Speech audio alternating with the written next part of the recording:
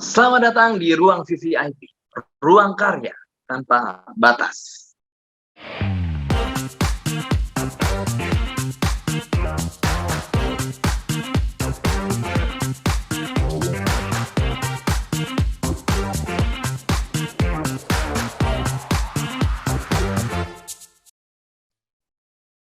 Nah, kalau udah jadi seperti itu, tentu saja teman-teman sudah punya sebuah story yang kamu pilih. Oke, misalnya story-nya itu adalah story adventure nih. Aku pilih yang adventure nih karena pingin banget berimajinasi macam-macam di adventure. Atau kita pilih yang misteri nih karena kita pingin banget jadikan ini twisted story di belakang. Udah, mulai aja tulis. Tulis secara liar, bentuknya begini, seperti ini. Endingnya apa nanti? Endingnya apa? Misalnya adventure tuh endingnya ternyata nggak ketemu, ya kan?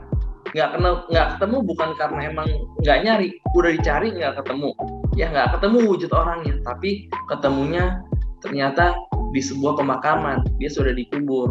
Ya, ada twist story-nya, mungkin endingnya ternyata dia adalah saudaranya dia. Nah, bisa jadi seperti itu. Jadi inilah yang perlu kita tulis, Misalnya cerita misteri, ya cerita misteri ini kamu udah tulis segala macam, polisi melakukan penyelidikan dan bla bla bla dan bla bla bla segala macam.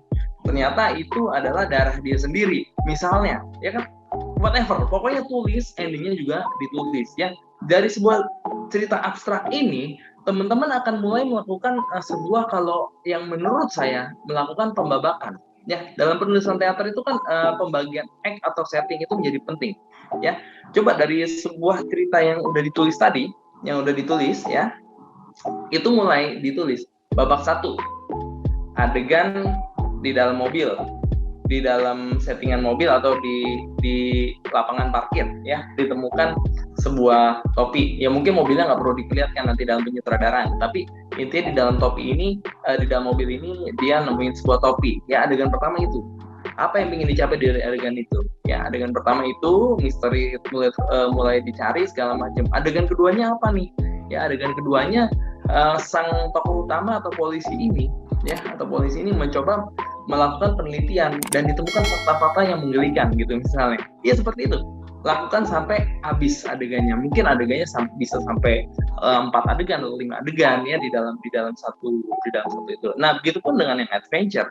Ya, yang pertama ditemukan topi, sama di lapangan parkir. Topi siapa? Ya, tentunya tone-nya akan sedikit berbeda ketika kita ingin bikin drama adventure sama drama misteri gitu loh. Ya, tone-nya akan sedikit berbeda nanti. Tapi itu nanti dalam penulisan dialog, ya. Tapi tone-nya berbeda. Di sini udah mulai dirancang, ya. Oh, ini ditemukan topi apa ya, segala macam, ya. Terus dia punya teman-teman yang juga punya jiwa petualang. Adegan pertama itu intinya.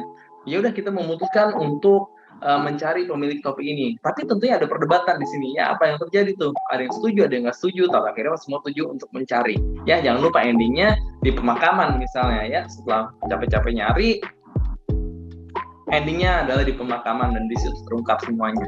Jadi teman-teman, step ketiga itu adalah menjadikan sebuah story yang kamu tulis cukup panjang dalam mungkin 2 jengkal jari saya atau 1 jengkal tangan saya ini menjadi beberapa step pembabakan, ya.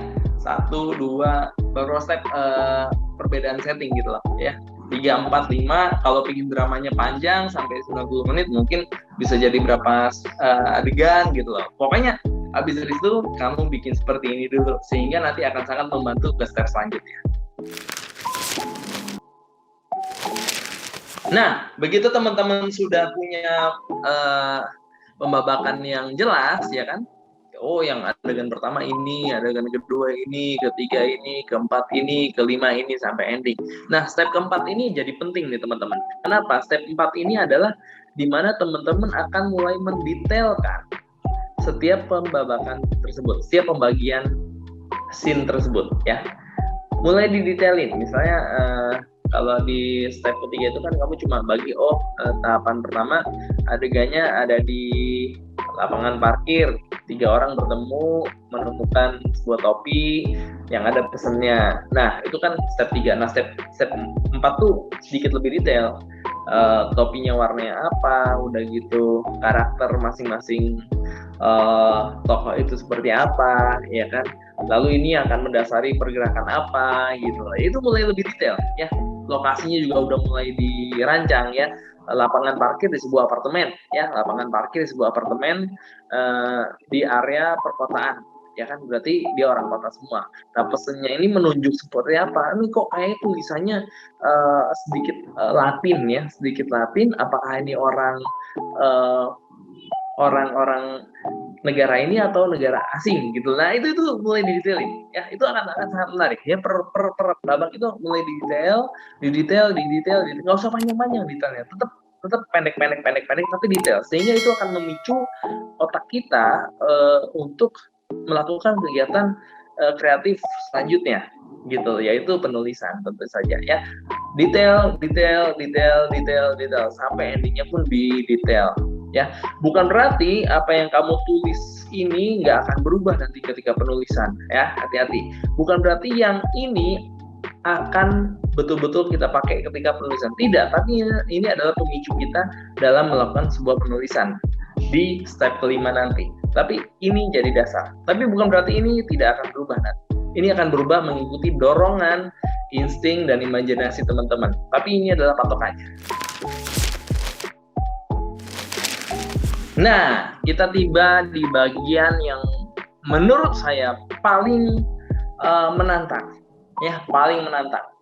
Kalau tadi step 1 sampai 4 itu adalah step seru-serunya ya, seru-serunya, semua orang bisa ngomong ini itu adalah seru-serunya ya, seru-serunya ya. Tapi step kelima ini dibutuhkan disiplin, kerja keras, dan kegigihan ya, karena step kelima ini kita akan mulai menulis dialognya ya, buat sebagian orang ini akan menjadi pekerjaan sendiri ya, karena step 1 sampai 4 banyak orang mungkin kasih masukan ya kan, tapi step kelima hanya dia yang bisa melakukan ya, seluruh diri dia akan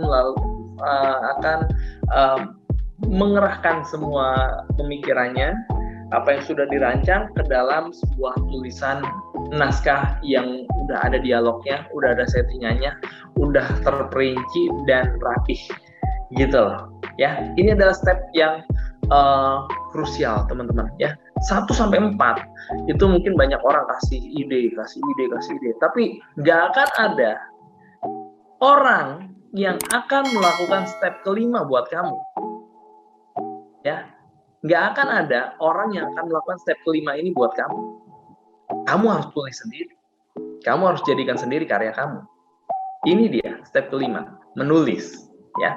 Jadi teorinya dari step keempat yang kamu udah dapet nih, oh ceritanya gini nih, kamu mulai tulis ya. Ini dia versus kemalasan tuh di sini nih ya, kadang-kadang kita malas tulis ya, tapi di sini tulis kita harus bisa lampaui ini, dan ini adalah step yang terpanjang ya, membutuhkan waktu terpanjang. Tulis. Bisa jadi apa yang tadi saya bilang di step keempat ini, di ceritanya begini, ada tambahan khusus. Boleh nggak? Ya boleh aja ya, selama dorongan secara imajinasi dan insting itu bilang itu lebih bagus, ya lakukan aja gitu loh ya, lakukan aja. Tulis sampai akhirnya jadi. Ingat, step kelima itu kita akan dibatasi dengan deadline ya, deadline yang udah kamu siapkan dari awal itu kamu terapkan. Pokoknya intinya kalau hari Rebo harus jadi Rebo ya. Kalau kamu lewatin Rebo mungkin jadinya bisa nggak tahu kapan, karena begitu kamu kendor ketika punya deadline, kita kendor dalam ya pokoknya intinya mengulur waktu, memanjang-manjangkan deadline sendiri.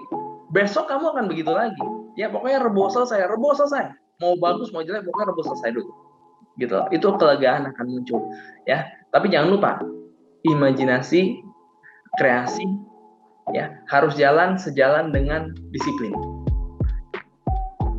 Oke, ini adalah step kelima, yaitu step final dalam sebuah penulisan naskah secara sederhana menurut saya.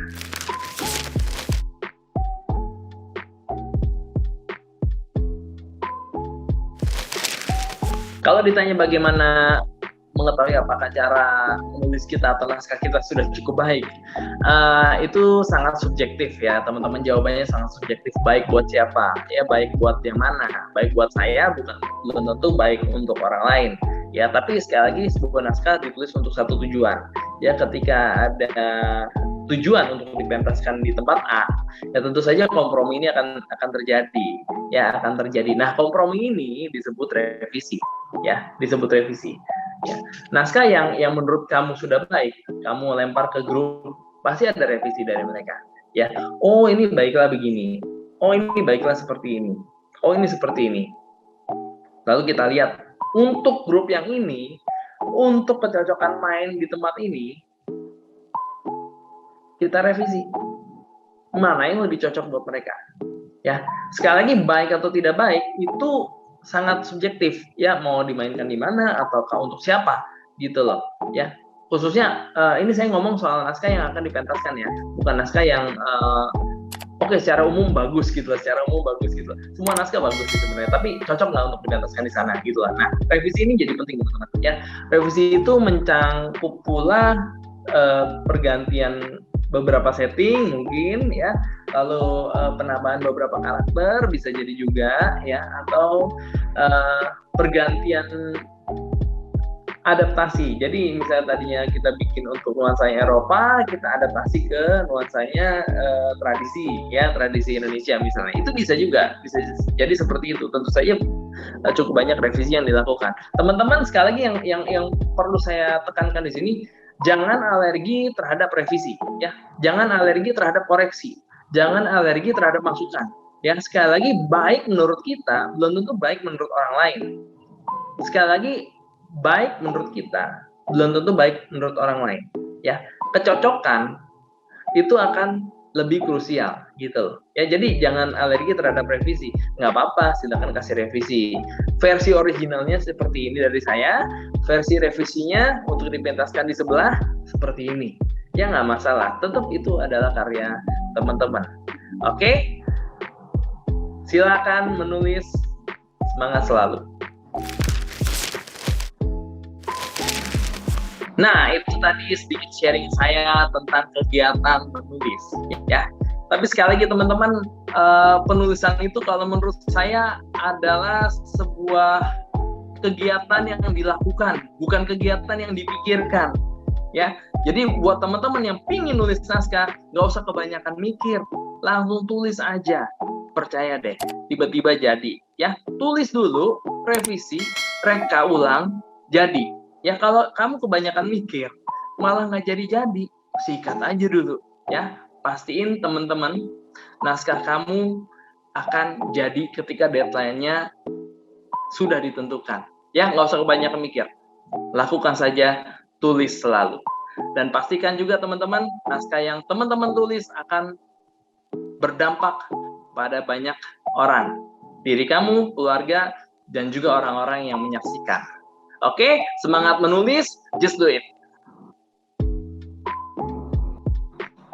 Jangan lupa like, share, dan komen video ini agar semakin banyak lagi teman-teman yang bisa berkarya tanpa batas. Jangan lupa untuk subscribe channel ini. Thank you.